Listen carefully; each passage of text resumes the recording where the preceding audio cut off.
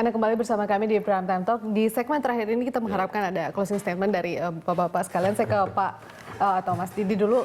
Kalau Demokrat sendiri sebenarnya, itu tujuan kami juga menghadirkan Anda kemudian untuk mengetahui bagaimana arah Demokrat ke depannya sampai akhir segmen pun belum jelas sebenarnya. Tapi di fraksi Demokrat di DPR sendiri sejauh mana kemudian persatuannya? Artinya apakah memang ada perbedaan suara karena dari statement Pak Marzuki juga bahwa memang menyambut pembentukan pansus ini atau seperti apa begitu, Mas Didi? Demokrat ini kan dari awal netral ya. Kalau ada kelompok atau individu sebagian banyak ke Prabowo katakannya, lalu ada sebagian ke Jokowi, itu hal-hal yang bukan sikap partai. Sikap partai dari awal Pak SBY itu netral ya. Kami melihat karena pedoman kami bagaimana program-program pro rakyat yang sudah dirasakan 10 tahun ini dilanjutkan atau tidak, siapapun yang menang ya. Nah sekarang yang menang Jokowi, tentu harapan kita melanjutkan dengan sebaik-baiknya. Dengan didukung kemarin langsung ada statement mengakui kemenangan beliau, tentu berharap selanjutnya bagaimana bisa melanjutkan dengan sebaik-baiknya, itu yang kita harapkan ya. Tadi ada pernyataan bahwa 10 tahun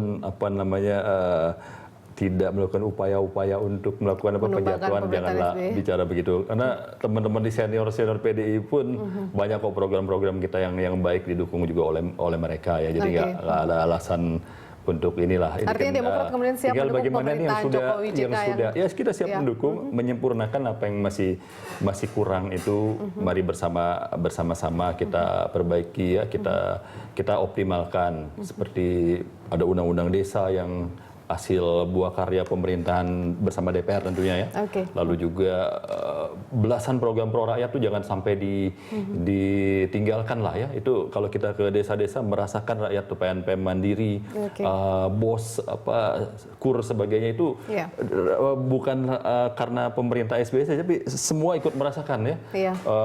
PDI pun ikut menikmati itu, PKS dan sebagainya. Yang belum selesai sih itu sebenarnya. saya pikir dioptimalkan, dimaksimalkan karena itu bentuk dari bagaimana perhatian pada rakyat kecil, rakyat yang kurang secara ekonomi masih di bawah.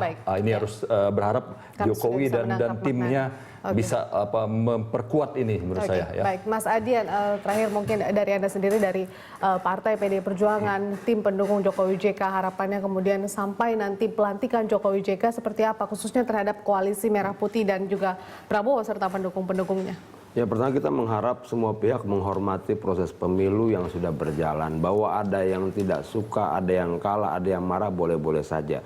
Tapi proses pemilu itu tidak dibiayai dari kantong 1-2 orang, tapi dari pajak seluruh rakyat. Siapa yang tidak menghormati proses pemilu yang dibiayai oleh rakyat dengan seluruh pajaknya, berarti tidak menghormati para pembayar pajak itu sendiri, yaitu rakyat. Itu pertama. Terus kedua, saya ingin bercerita tentang satu peristiwa di mana tanggal 22 kemarin ada 14 kelompok relawan yang tetap ngotot untuk turun tanggal 22. Dan ini saya tidak bohong. Tanggal 21 malam jam 8. Jokowi mengumpulkan semuanya dan bilang tidak boleh ada yang turun. Luar biasa. Kenapa? Relawan masih ingin ngotot karena kita sudah diestimasi 15.000 orang siap turun. Kata Jokowi sederhana saja. Kita tidak perlu kemudian turun ke jalan, kita pulang ke rumah dan berdoa untuk kemenangan. Ucapan syukur pertama yang harus kita sampaikan itu kepada Tuhan. Luar biasa, dan semua kelompok relawan itu bubar jalan dan tidak ada yang bergerak tanggal 22. Yang ingin saya sampaikan begini, di kelompok-kelompok yang pro Jokowi, baik relawan dan sebagainya ini juga ada yang gampang marah. Juga ada yang tidak sabaran, juga ada yang nahan kekesalan dan kemarahan. Kalau kemudian terus dioyok-oyok, bisa saja kemudian mereka juga bangkit marah dan sebagainya. Nah, kita tidak mau bangsa ini mengarah pada kehancuran, kerusakan dan sebagainya hanya karena ada yang kalah dan ada yang menang. Pemenang pemilu ini cuma satu, rakyat Indonesia. Yang penting adalah persatuan Indonesia, begitu ya? Rakyat pemenangnya. Pak Ikrar, terakhir dari Anda.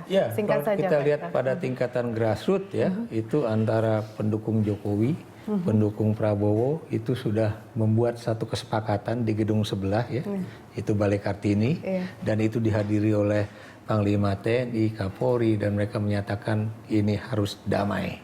Dan itu hasilnya kita lihat 22 Juli kemarin memang tidak ada apa-apa. Nah, kalau pada tingkatan grassroots level udah damai, masa kemudian pada tingkatan elit itu masih gontok-gontokan. Itu kemudian orang kan bertanya, masa kami aja yang boleh dikatakan rakyat kecil aja bisa berdamai, masa yang di atas nggak bisa, malu dong gitu kan. Baik, Ya, jadi itu, dan buat saya kita juga menghargai ya proses hukum di Mahkamah Konstitusi, dan itu hak konstitusional dari Prabowo Hatta ya.